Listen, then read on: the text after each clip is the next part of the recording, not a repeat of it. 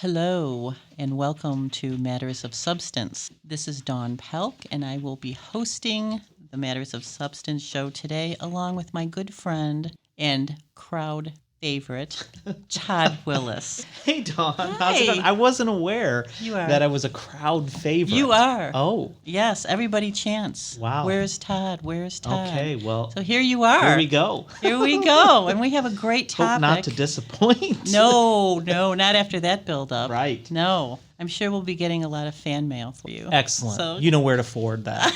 yes, I do. Yes, I do. So great. We have been talking about this book that we're going to give a little review of called The Body Keeps the Score.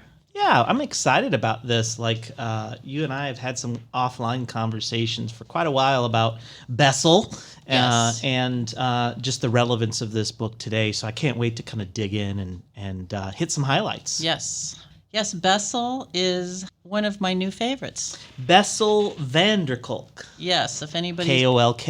after this little presentation here, I think people are going to make a path to Barnes and Noble. I think they should. It's typically it's a book that a lot of clinicians or people in the field circle around to and read at some point. I think it was originally came out in 2015, but this is relevant for everybody because the source of this book, if you haven't guessed it from the title or you don't know much about it, is about trauma. Which is something that has always been around. And in today's world, there's a lot of that stuff going around, but particularly the trauma's effect on our body and our brain. And so, who hasn't gone through some stuff, and who doesn't need some ways to think about it in a different way? Right. I agree. It is a 400-page book, not to scare anyone off, but it is really a page-turner. Mm-hmm. I mean, I am not a clinician. And when I started reading it, I was just like, page 2, it's off to a good start. It's every page you're going to learn something. For sure. Mm-hmm. So, who is this guy? And what is his level of expertise? Why I like this book, and really what got me interested in it was Bessel is an old school psychiatrist, and so part of this book is obviously about trauma and your body and what to do with your body to kind of help this process work its way out in a healthy way. But a big part of the book shows you the history of mental illness and mental health and the mental health field. And Bessel was involved with that. He originally, old school psychiatrist who was working in state hospitals with people that were chronically mentally ill at a time when, pre-medication. And so we could talk a little bit about what that was like, and then lived through the whole medicine coming out and the run toward medicine that the medical community made and frankly the mental health community made, and worked through that and saw some of the limitations of all of that. There were still, he tells stories of working with Vietnam vets where, they would be doing traditional therapies and these folks weren't making progress. And then when he started to realize that, hey, wait a minute, these folks have gone through some pretty terrible things, and looking at brain imaging of them when they are kind of reliving this traumatic experience, watching things happen in the brain. It was revolutionary at the time. And so looking at his journey through that process to get to a point where he's like, look, with trauma, and this isn't it. I want to be certain. This is that I'm clear. I'm not anti-medication. We definitely are not anti-medication at Porter Stark. But as many of your listeners know, medication doesn't help with everything, and it's often the best results from those things are medication and therapy or those kind of things. But with trauma, Bessel found that there were much better ways to address some of those brain issues, which we'll talk about today. Mm-hmm. So there he is, doing his thing with veterans and starting to struggle with the fact that under the medical model, there's some assumptions that are made, right? And what I mean by the medical model is, my field has gone through shifts of like, what is mental illness? Is it, back in the day, it was looked at as a deficit, right? It was looked at as these people must be demon possessed. I'm talking about, the early 1500s, 1600s. To it must be a character flaw. To it's a behavioral thing. To the medical model comes and it becomes a disease, right? And the primary method to treat diseases is what? Medicine. And so Bessel's pretty open about the fact that, as it relates to trauma, that medical model doesn't really fit. And he started to explore and do research with his own patients, ways to kind of move, first of all, to look at what's happening in the brain, and move people past that. So it might be good, Dawn, for your listener, just to kind of look at an overview of some of the key ideas from that book. Would that be okay? That's to spend great. some Yes. time with? Mm-hmm. Okay. So the first overarching principle that Bessel makes in this book might be quite common to your listener, but at the time wasn't, is that trauma is incredibly common in our society. So if we just stop there, like, what are your thoughts about that? If I said to you, like, hey, we've got mental illness and we've got addiction and those kind of things, but Bessel, I think, would argue that those things are really caused by this underlying principle, that people go through bad stuff. And Bessel would further say, if you're not resolving that bad stuff, whether it's substance use, mental health, these things develop. That's where Bessel would come from. What are your thoughts about that, just in terms of what you see in the community and see with what you're doing with substance? Well, like you said, I think it is very common. From what we can tell, there's all different kinds of reasons for this, like you Right. said. And so, I don't know. I think it's like before people were afraid, of course, like then we have the whole stigma Right. thing, to come forward and say, like, hey, I have a problem and I need help. And that seems to be more common, and we have more ways to not necessarily treat it, but to look at it, different avenues that people can take other than the medication. Right. So, like, if our general principle, as his was that, look, trauma is really responsible for a lot of these issues we're having today with kids in particular, he would argue, but with adults, then our method for dealing with that shifts a little bit. Now, you've seen, if you've been paying attention, schools shifting to trauma-informed curriculum on mental health, trauma-informed care. Matter of fact, I would argue that if you're getting any kind of substance abuse treatment or mental health treatment, and you don't have a place that really understands what trauma-informed care is, you should find someone somewhere else. Because I think it's pretty accepted now that it's not just about your symptoms. It's about, like, what have people gone through that has kind of put them in this situation. Now, we're pretty clear when we say trauma, and this is a lot of what Bessel talks about, we're pretty clear about what that is. So when I say trauma, or Bessel uses trauma, we're talking about, like, basically that these traumas result from some experience of extreme stress. Okay, so the individual has something happen in their experience that causes them extreme stress or pain, and that it leaves that individual for a time feeling helpless or too overwhelmed to kind of cope with it. And so this is where it is kind of a landing point where, like, you can go either one of two ways. This bad thing happens, your body goes, and mind goes, whoa, I can't process this. And if you go the way of allowing your body, this is one of the key principles that Bessel says, is your brain wants to move toward health. It wants to adapt. Human beings are one of the most adaptable creatures that are out there. It wants to do that. But if there are blocks to doing that, then we take this other road that leads to some of these things that we try to fight in our community, like substance abuse issues, right? So a trauma is some experience that causes the person to be overwhelmed. Exactly what those traumas would be obviously the big ones: any kind of abuse of any kind, physical abuse, sexual abuse. And I know this gets in our world a little bit, minimized, but emotional abuse. Emotional abuse. There are some folks that believe, and the research pairs this out, is like sometimes the emotional abuse is more damaging than physical. If I just talk about me personally, I've never been hit in the face, but if I were to choose something, I could take a punch to the face and because it hurts for a while, it's terrible, but then you heal and you get over it.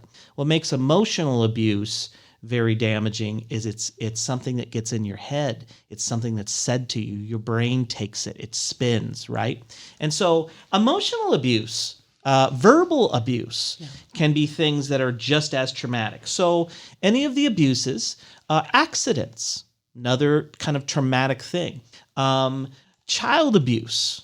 So one of the things, when we talk about child abuse or sexual assault, back, and Bessel talks about this, back in his early career, the psychological community kind of denied that this really happens. I don't know if you remember reading that. They very early in his career, 45, 50, 1950, 55, there wasn't a lot of like, when folks talked about incest or child abuse, they didn't understand that was a reality that had always been there. And so they minimized that. And then Bessel all of a sudden starts getting all of these women in his practice. And he's like, if these stats that people are saying that basically abuse against women or sexual abuse happens so low, why do I have 20 patients in my office right now that are all women that are struggling with it? And so he starts to question that, right? And so like he talks about that, and we know this in today's world, that sexual abuse and rape and child abuse is very common. Some of the stats I've got on here, just a little bit dated, but reveal that 12 million women were victims of rape in the United States in 2014 alone. Okay, so that's several years ago. And we know that in the United States now, there's 3 million cases of child abuse. If you're like, well, what's the connection, Todd? 50% of those 12 million women in 2014 were under the age of 15 when the abuse happened. And so when you look at women that have been assaulted, a large majority of them have been kids, and that happened very early to them. And so Bessel's, saying like these are traumas. These are things that as kids happen, and the impact, he's arguing, if not dealt with properly, can damage you all the way through your whole lifespan. Mm-hmm. We were offline kind of talking about the ACEs, and so that was. Do you want to just kind of give your listener kind of an idea of what the ACE, that ACE? You were talking about the ACE scores, the trauma related to trauma. Oh, you remember that offline conversation? Yeah, I do. According to Bessel, I guess, Todd, you can really explain adverse childhood experiences. Sure. Yeah. So that's the ACE, right? Yeah. That's the ACE. So we were talking offline about. I guess it's like kind of a movement to have. Schools. So this ACE study, you're right, is the adverse childhood experiences, mm-hmm. right? And the idea was it was one of the first longitudinal studies. So what that means is they followed people over the course of their life, and they saw they started with kids and looked at a variety of traumas that these kids might have experienced. Like divorce. I don't care how amicable the divorce is. It has a traumatic effect on kids, even if it goes smoothly. It has a dramatic effect on adults too. Abuse, all of those, weather, natural disasters, all of that stuff is considered traumas. Well, they studied that with kids that experienced those, and then they followed them through the course of their life. And what they found is that kids that had those trauma experiences, and P.S., the more they had on this list, the more it correlated to, as adults, significant problems, not just in their mental health and mental well-being, but in their physical bodies, i.e., you had a greater chance for cancer if you had multiple traumas in your childhood.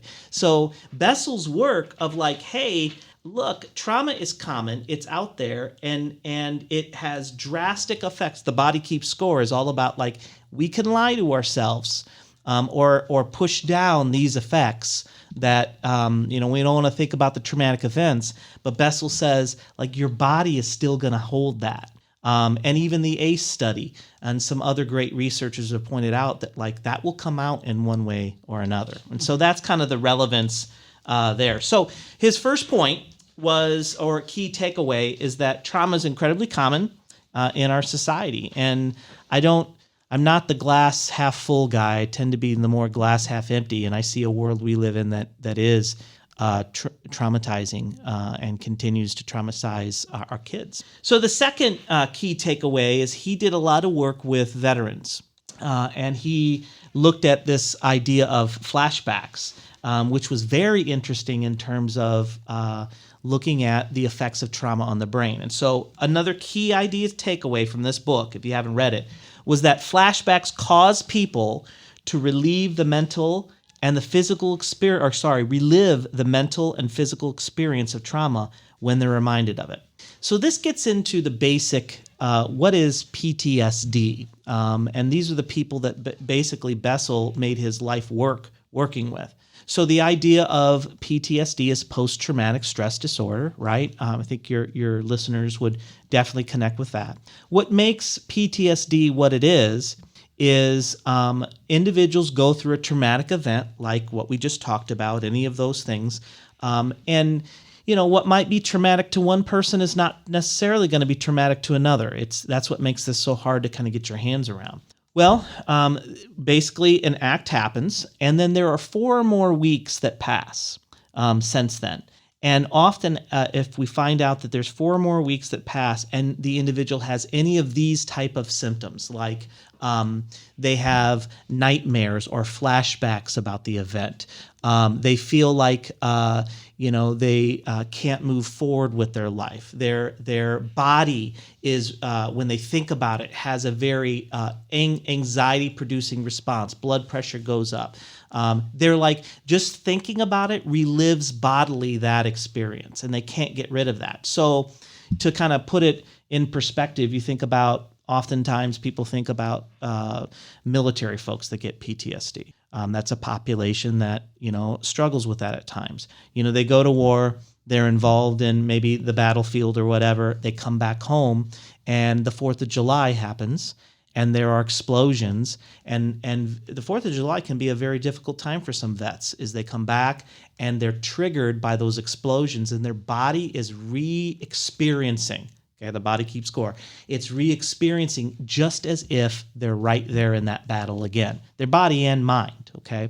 Bessel points out in his research was like, look, we shouldn't just talk about vets, like people that are raped or abused or have a life of various traumas. They can get stuck in this pattern of bad thing happens, you can't stop thinking about it, you can't move forward with your life, and then you have something that reminds you and your body goes, hey, you're still in that point. You need to hit that fight or flight response. Does that make sense? It does. I was reading that Bessel also says that either vets or other people grouped into the same category, like if you're some kind of a victim, they find comfort in the fact of going back to their group where Yes. he just says that they feel alive at that moment because those are the people that experienced it with him, Yes. them, or so then they have some kind of a bond. Yeah, so gosh, that's a good point. Thanks for throwing that out there. So he talks about working with vets and laments a little bit that it took him many years to form the connection with people that have been traumatized because he didn't himself experience it. Now, he pushes back and says, like, you don't need to, and sometimes it feeds that, I think, erroneous thought in people that, if you're going to understand what I'm going through, you have to go exactly through the same thing and know, otherwise you can't help me. I don't live that. I watch people that may not have schizophrenia help people with schizophrenia. I know people that may never have had an addiction that help people overcome addiction. But Bessel talks about it particularly with the military group, that he had a really hard time breaking into that. But eventually he was able to do that, so much so that they, in a kind of a ceremony, they presented him. I think he was working with Vietnam vets. I Yeah. can't remember exactly, but worked really hard to be accepted, and basically was an outsider as they kind of talked in a group format and like about. And this gets to your point. They would reminisce about some of their missions and negative experiences, and he would be like, "Whoa, this isn't good. I got to shift that, right?" And so, no matter how he tried to shift it, they wanted to land there. When he got into looking at functional MRIs and PET scans, he saw something happen in the brain with people that have had traumatic experiences that are talking them through with other people. There's areas of the brain that actually provide some pain relief for that. Now, it's not enough to be able to help a person move through that, but your brain wants to, in some way, with somebody else that understands that story and live that life. It gets a shot of some juice that kind of gives them some relief, some temporary relief, which I found was fascinating because a lot of even his research says, like, look, if you're just going to talk about a negative experience, like a lot of therapists sometimes feel like they've got to just have the person recount every talk it out, dot and tittle, right? And that's not helpful by itself. So with this group, I'm sorry I got off track. With this group of vets, eventually they did accept him, and they gave him this watch, this military grade watch, and it was from that time that they really accepted him. And he was able to really get in and look at, like, what is making these individuals find comfort in telling these horrible accounts, traumatic responses. But even when I try to steer it away, they keep going back to it. Right. Yeah. I think he found some kind of, I don't remember what it was, but a commonality that had nothing to do with their experience, but just as a human, like just a shared human experience, where he was able to tap in and gain their trust too. So with this second key idea, and why I'm talking about flashbacks is, one, it's a sign of PTSD.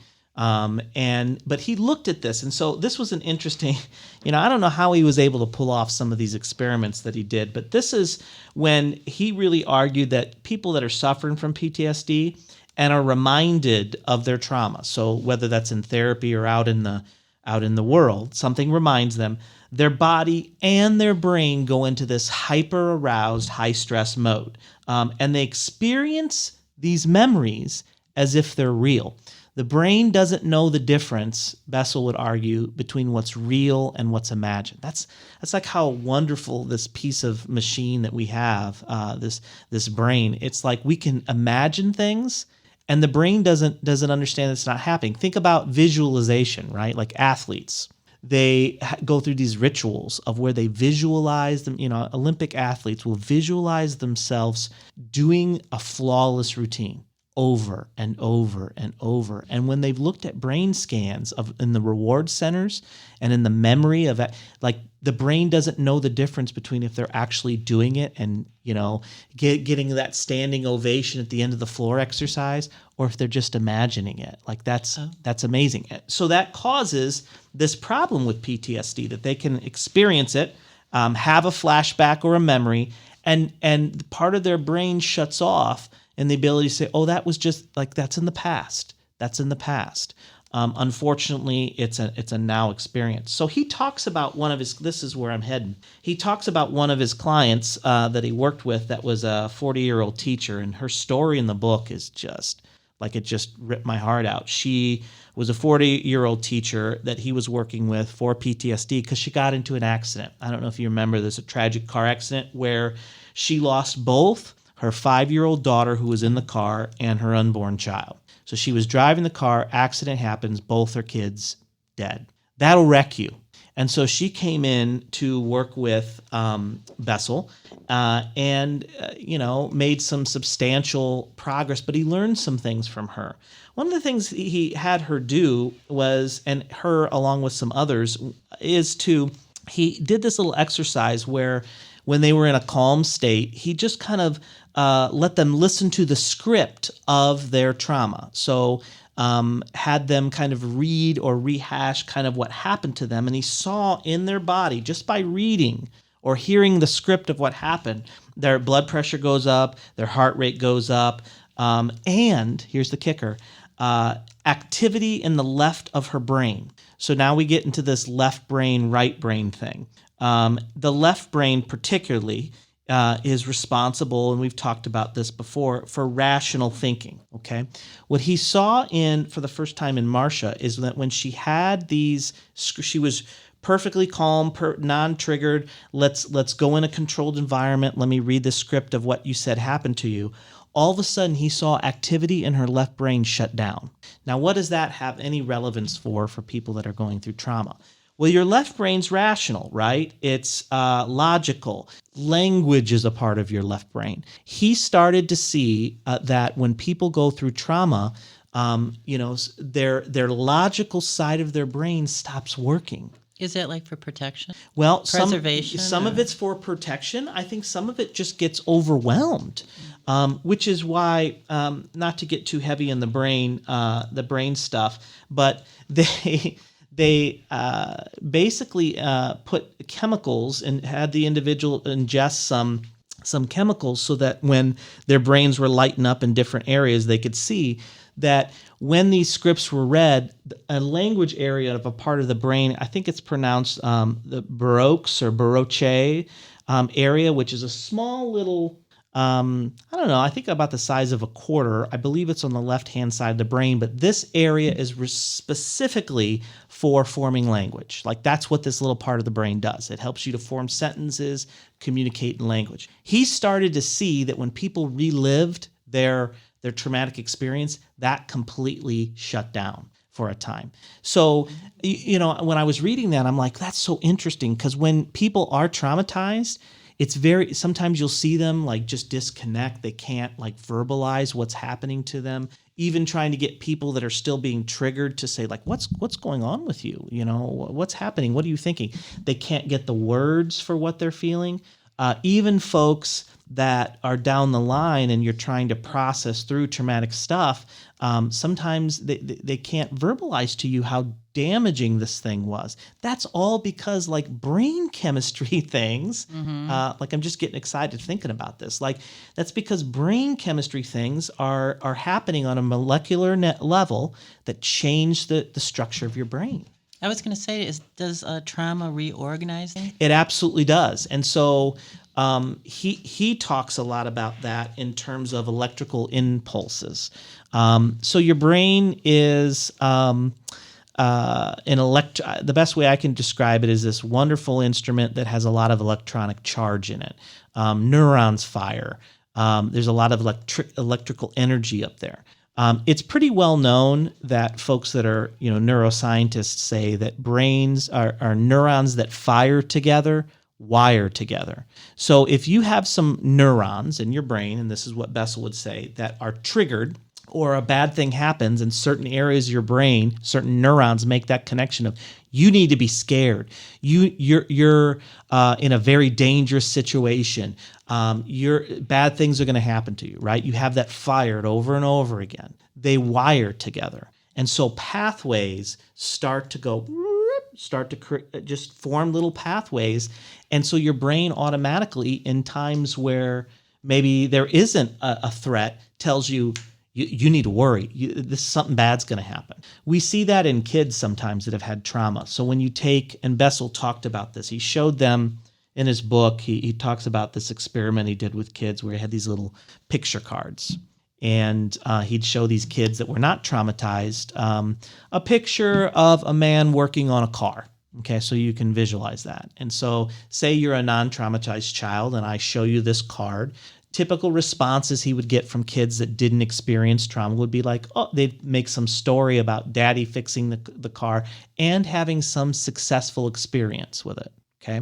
When he would show that same card to kids that had trauma, we would get things like, oh, that's daddy and the car fell on him, or, he was underneath and it decapitated him. Like really, whoa, what did you just say? Right. These kind of things. And they would read into an experience on a card something bad. That's that idea that your brain, your learning pathways start to reroute. I had a dog. His name was Fred. I don't know why we named him Fred. For any of your listeners named Fred, sorry, but he was Fred. And he was part lab and part Doberman. So we had this backyard. He was a wild dog, but he would chase around our yard anybody that would walk past the house, and he would be on the interior of the fence, and he wore a path around the inside of that fence. I remember my dad always being upset because he'd just eat up the grass. We'd plant more, and then all of a sudden there's Fred's path running the same. That's what happens with people that have been traumatized. Their brain runs this path, right? Of I'm threatened, people can't be trusted, worse messages, right? Like I did this to myself. The world is out to hurt me. They run this thing, right, over and over. And then pretty soon their brain goes, that's a pretty important message. I think I want to make that primary. And so then it does. It runs in that route. So literally your brain on a molecular level starts to change. So how could someone tell the difference between what is, like reality and what isn't? Like, how does that affect like your intuition or something like that? All of it's affected, right? If your brain doesn't know the difference, and you are responding from a place of trauma or damage that's been done to your brain on a trauma, and you have not gone through that healing process, everything will be affected. Your relationships, who you choose, any type of gut feelings or intuition, it's colored, right? Now, the beautiful thing, if we just stop the podcast there, right, and we're like, oh, we're done, that's horrible. That's horrible that people could have things done to them that damages them for the rest of their life. That's not the end of the story. The end of the story is, and Bessel would point out, is that your brains have the ability to heal. And this is what one of his principal knocks against the medical model is this reliance on, under the medical model, he would say it's somebody saying you're sick, you are sick, here's a medicine that's going to help you not be sick. And maybe we can't treat, we can't make it go away, but we can treat the symptoms of. Bessel would say, just like people have the ability to damage one another. I mean, this is a core concept of his book. Just like a human being has the innate potential to damage themselves, we have the ability to heal one another. Like that right there is like why I get up in the morning. Like I hope that at the end of my time, somebody will reflect and go, man, there was this guy that I met and he did something to kind of help me be a better person, right? Like we have the ability, it's not you're damaged, that if and he goes through some specific treatment modalities that'll help, EMDR, neurofeedback, those kind of things. Body movement, oh gosh. I was just going to say, yeah. he just... So much to talk about, Don. I know, like that was one of the big things that really struck me that he just kept repeating. Yeah. Body movements, yoga, Yeah. and Yeah. dance, and he was talking about Yes. like the Native American. Yes. Why did they get together to dance? Because you're always like you'd see them like maybe wherever on a documentary, and they're all dancing as a community. And I was always like, that's interesting. But he was like went on to say that there's a reason for that because as a Yes. community with other people, the relationships you can actually heal. And there was so much that when I read what he was talking about with movement that I was like, oh, like that rings. So he talks quite a bit about like it's not just about trying to get the person to verbally reprocess something. That is a part of the healing process. What you've got to be able to do, like, so what causes the negative effects is we suppress that. We like, oh, it didn't bother me or I'm over it or whatever. And we don't want to deal with the trauma or the thought of it and we just push it in. So part of it is being in a safe environment with somebody and starting to tell your story again. However, the body has to relearn how to act in a non-triggered way. We have part of what he argues is that if you're just talking about your trauma, you have to give yourself the experience in a physical movement type way that reteaches your body that it's safe. You don't have to be triggered or to be to protect yourself or to run or to fight. You have to retrain all of those chemicals to have it, and it happens in movement. And so one of the reasons why yoga works, he's also kind of a mindfulness guy, okay? One of the reasons those two techniques are really good for people that are going through trauma and are part of any good treatment process for people is yoga is about mind-body connection. Like, I don't know, try to stand in, downward dog or give me another pose. And you have to like make your body do things that it's not used to doing. And you are aware of where your body is in space. That's what yoga is. It's a focusing inward and tying it to movement. Mindfulness, also, there's a mindfulness component of good yoga. But mindfulness really is about letting all of the craziness of where our mind is go and all of those thoughts and centering on our internal process, our breathing. Bessel found that those two things in particular retrain your body. And it's almost like saying to it like, hey, this is where you are in the present. Can you feel your calf muscles straining as you go into the da-da-da-da-da? Can you hear your breathing? Can you feel your breathing? You are in the present. You are not back here when you had this trauma. That's what that's all about. And that is, to me, that's amazing. And what makes it actually fit together. That's harder, I think, for like an older person, because back in the day, we were taught to suck it up. Right, suck it up. Suck it up. What's Right. wrong with you? You're weak. If you couldn't handle whatever was dealt out to you or whatever trauma, Right. What is wrong with you? Correct. There was no mindfulness. That's No. why I think it's like harder, people my age, to get their heads around that that notion that, this could, you know what I mean? Like you could actually take care, like the self-care. Yeah.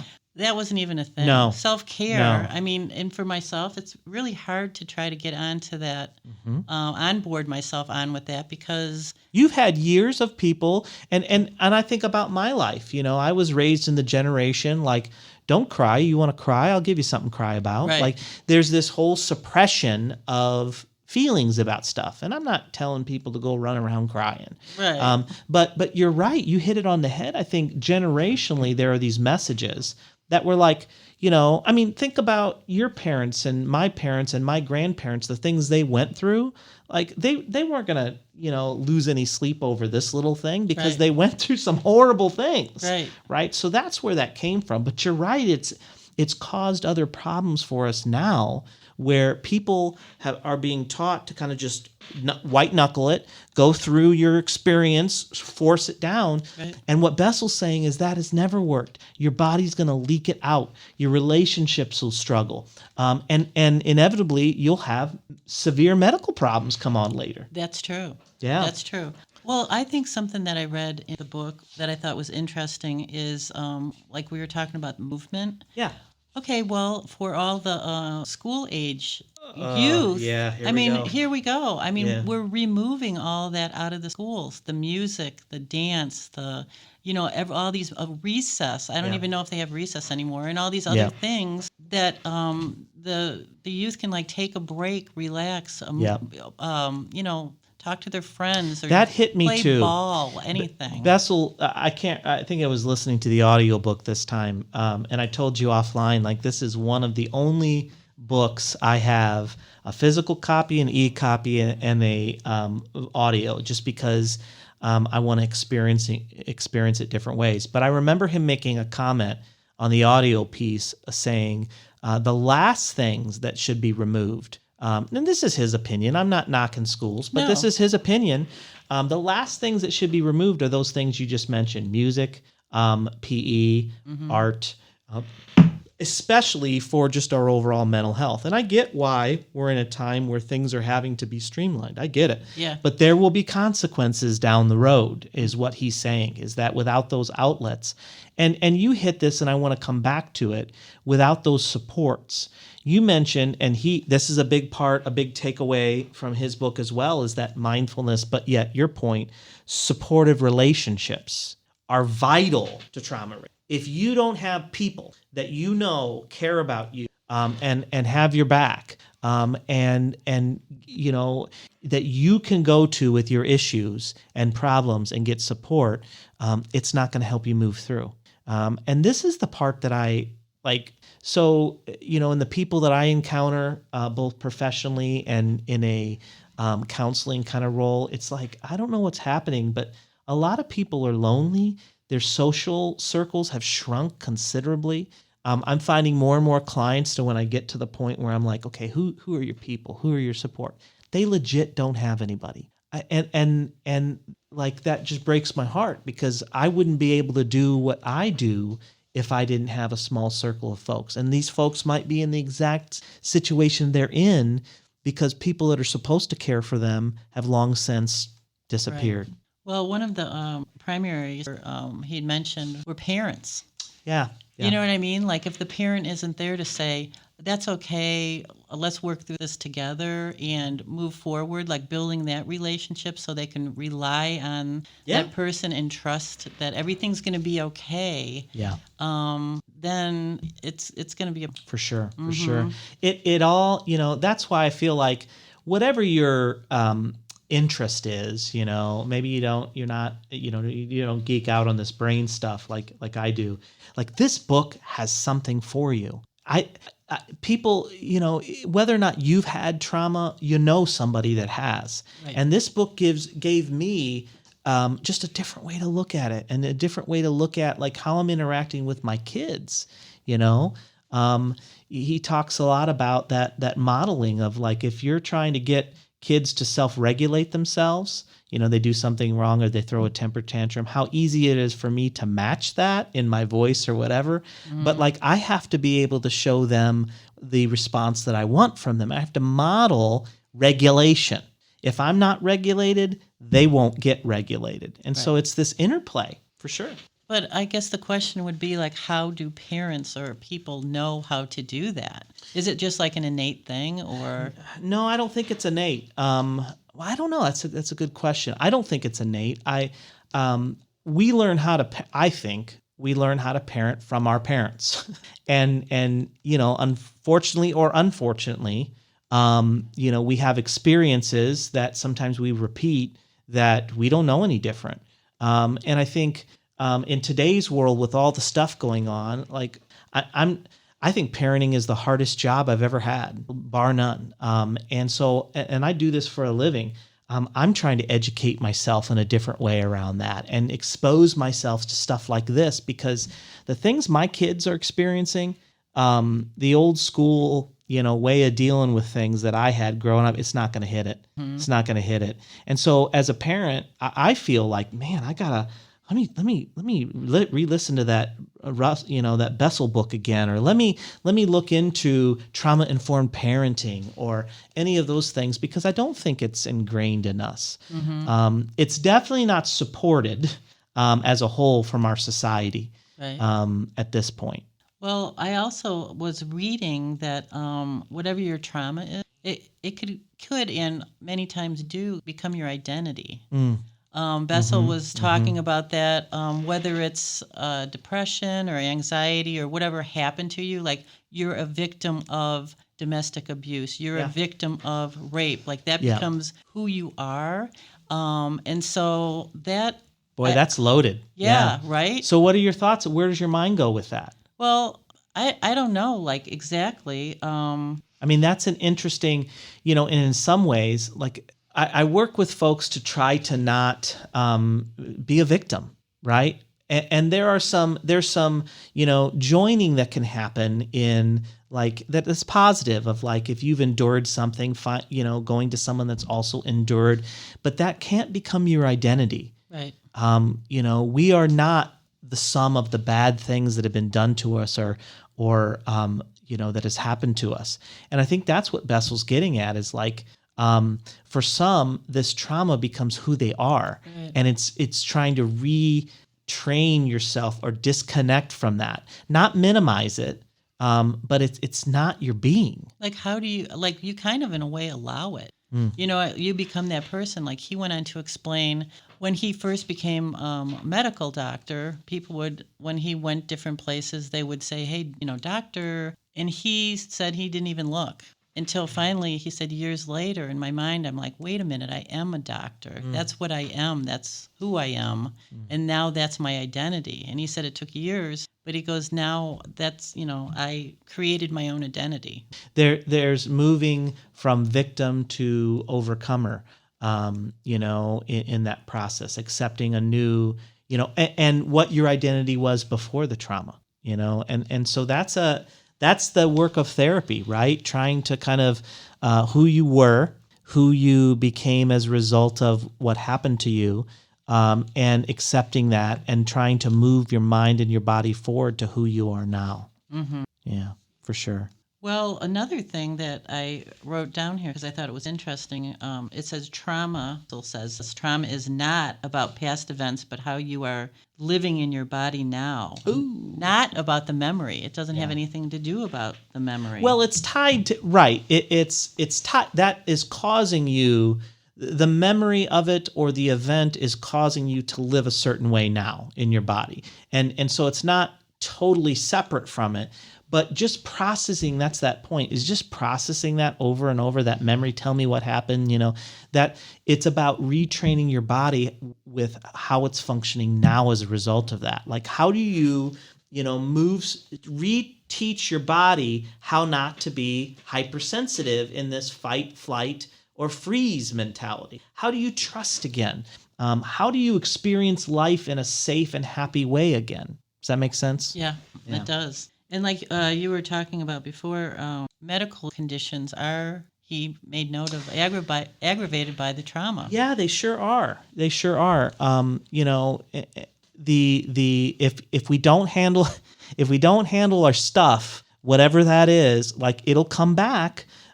Your body just will release it. And there are folks that have had, major medical problems as a result of not handling their body. Mind and body is related. That's just another takeaway of this whole book. They're they're related, they're interwound, interdependent. You can heal yourself faster, I believe, with your mind in terms of being positive, and having, and if you've got folks around saying, oh my gosh, you're never going to get over this, your healing doesn't happen as fast. And so there is that inner connection for sure. So what do you think people can actually do? Like, having discussed a lot of these, I mean, we're kind of all over the place with all these. Sure. We are, but I mean, it's like all interesting. It's interrelated, but I mean, it's like it's a pretty big group of topics to discuss or whatever. So I guess as a listener, I would be like, so what can I do? I could read the book, yes. And get start with reading the book. Yeah. Start with a recommitment to understanding the level that trauma impacts our world today and our people. And if you got kids, remember that whatever is traumatic to you is not, what's traumatic to your kids, and vice versa. So what may be traumatic to them, you may be like, get over it. That's not a healthy response. So first, it's getting information, like a good book like this, and then refocusing on, like, okay, trauma is a big part of that. Then it's about, how can I engage in mind-body connection kind of activity with myself? Because, by the way, they're also preventative, okay? So like these mindfulness things, these yoga type things, these going into nature and taking a walk, and like we have structured our lives in a way, and I'm talking about the United States, in a way that, like, we think that's wasting time. Todd, did you take any time today to reflect, be mindful, prayer, whatever that is? Most people don't do that because they're checking emails. I don't have 10, 20 minutes in my day to do that stuff. We basically minimized its importance. And so what to do is to refocus your listener on the importance of trying to allow time for reflection. Time on. I know this sounds kind of corny. I'm not trying to make it sound corny, but to pray, to commit to learning how to meditate, learning how mindfulness works, and putting in 2 minutes, 3 minutes, 5 minutes in their day where you're starting to do that stuff. That's preventative, because what that does is it starts going, mind, pay attention to what my body's telling me and listen to it. Because back to the title, The Body Keeps Score. Your body is giving us messages all the time of how it's affected. We just say, suck it up, or, I got stuff to do, or I got this project. And it's screaming to us that we may be impacted in ways that we're not connecting with our brain and changing our action about it. So it's those kind of things. It's learn about yoga. Gosh, YouTube has a bunch of free, good yoga stuff. Learn about mindfulness. Do those things like walking your dog, being present with your family. Those kind of things help us to develop those mind-body connections. I would definitely say make time for your family. And the bonds that you create with your children now are going to be a lifelong commitment for the kids. And also they're going to carry that with them. Like you were talking about earlier, Todd, about the intergenerational. Yeah. It's going to be passed on to the next generation. So I think now's the time to go ahead. And I would just thinking about, the point you made earlier about your supports and your connections. I think we need to relook at on a personal level, where are our supports at? How are we doing with that? How are we doing with people? And when I start having those conversations with my clients, and people that I work with, it's sometimes they're like, I don't even know where to start. I don't we've forgotten how to form deep connections with people. I mean, does that sound strange? No, but you know what? I think also there are times when you think you can rely on these people. You think they are your support. Oh, absolutely, and absolutely. It is okay to weed some out. Yeah, and we're not talking about quantity. We're talking about quality. That's true. Thank you for narrowing that down. You're right. It's not that perfect example is, I have 1,000 followers on Instagram, which right. I don't, but who cares? None of those are supports. Right. None of those people care about you. And No. so in the social media world, I'm not talking about that. It could be one right. really good relation where you can go to that person and not only help them, because here's the other thing, people, if you're a person that likes to help people, you'll never be wanting for people around you. They'll always flock to you. Right. But oftentimes it's one-sided. True. And so trying to have people that hey, I want to talk about what's going on with you. How's your daughter? How's your son? Right? Because you're always pouring out. I want to know about you. We need to relook at our connections with people, especially after a year and a half where we've experienced some isolation and that kind of stuff. And also, just because you have a friend when you were 4 years old or 50 years, that doesn't necessarily make, it doesn't necessarily mean that they're they could be your friends, but how maybe involved, not a support. Yeah, how involved are they really? You may think they are, but when push comes to shove, you're going to find out who's there for you. For sure. Mm-hmm. And honestly, and this is, why finding a good therapist that'll tell you these things is gold, is that sometimes for people that are well, I don't have any supports, nobody cares, or I always, sometimes it's well, you need to make the first move. You need to go out. You need to be that friend or that person that you're feeling isn't there for you and that you would want. And then what happens is people wake up around you, right? And then you find somebody that is exactly what you need around this. I think you cannot underestimate the power of support. Who are your people? And you should know that ahead of time. Right. Right before you go through something like this. Right, for sure. And you're never going to know when that's going to happen. So for sure. So you got to actually, I don't want to say meet Bessel, but you got to see him live in action, which I'm so envious. I'm pretty excited myself. Yeah. Well, I read this book, And I was like, I'm going to meet with Todd. We're going to do the show. And then I'm like thinking, You took it next level, didn't you? I had to take it you next did. level. That's how you roll. I had to. That's what you do. I went on the internet and Yeah. I looked up Bessel. Good old Bessel. I was kind of. He's Dutch, right? I Yes, think he he's is. Dutch. Yes, I was kind of stalking Bessel. Yeah. You know, And got not to- in the call the police kind of way, but Right. No, I got you. We want to Right. be clear to the Right. listener. No Right. laws No. were broken. No No stalking, laws. any of that. But you did get to experience a talk of his that I did. and learn a little bit more about him. That some stuff that wasn't in the book. right. Yeah. I'm on a 4-part series. Excuse me. I know exactly. Once a week. I can never get. What? Yes, I can never get enough. Of Weekly Bessel. with Bessel. Weekly with Bessel. And so I think if you looked up on a thing called Collective, it has like different kinds of, like different kinds of topics. It doesn't necessarily have to be, like psychology or anything. It's Right. just like various. So he's on there. And so I'm doing my 4-part series because I Four-part series. wanted to try to keep up with Todd and all his whatever. knowledge. Whatever. Because Todd's the Smoke and expert. mirrors. No. Smoke and mirrors. Okay, well, seriously, though. And Thank you. Even though Appreciate I read that. the book and I had some time with Bessel, Yeah. I still don't feel like I'm up No, to snuff me with either.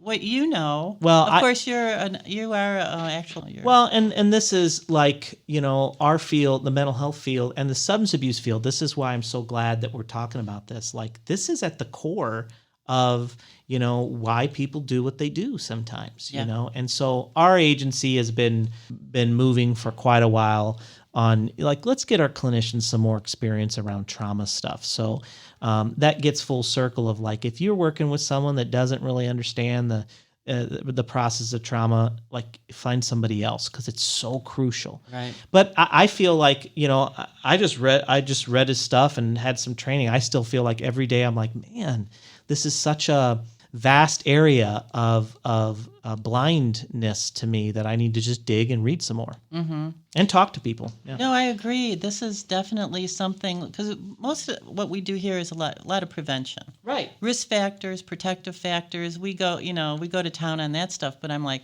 yeah, trauma does play into all of those different things and all these different populations that we Right. work with. So It's at the core. yeah, why would I not do this for myself and So the glad you community? asked, right? And this maybe, I don't want to speak on air, but maybe we start looking at a regular kind of trauma piece. There's lots of other great people out there. Okay, well, let's do that. Let's let's write it in our calendar. Excellent. Okay, good. And so I think we're going to conclude our conversation today on matters of substance. I think this is great. Yeah, it was a great conversation. Thanks It for was. inviting me. Thank you very much. And for the listeners, we will see you next week. Thank you for tuning in.